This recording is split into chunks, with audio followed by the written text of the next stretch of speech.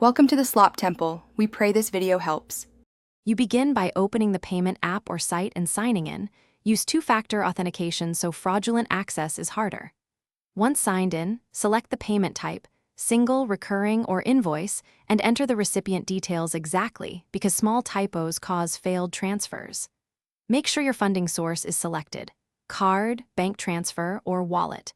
If you hit a verification prompt, follow it immediately. Delayed confirmations often cancel the session and force re-entry.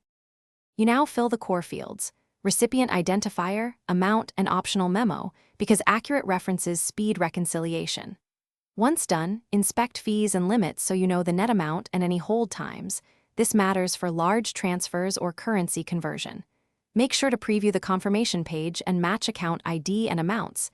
This step prevents refunds and disputes.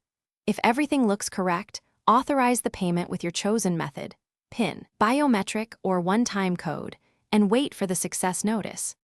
You finish by saving the confirmation and transaction ID. These are crucial if you need to track or dispute the payment. Then verify the status and expected delivery time in the app, because pending versus settled affects fund availability. If the recipient doesn't receive funds on schedule, first confirm their details and any holds, and then contact support.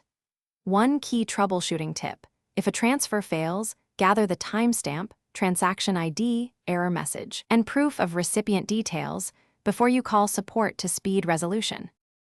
Thanks for watching. Consider subscribing if we helped you.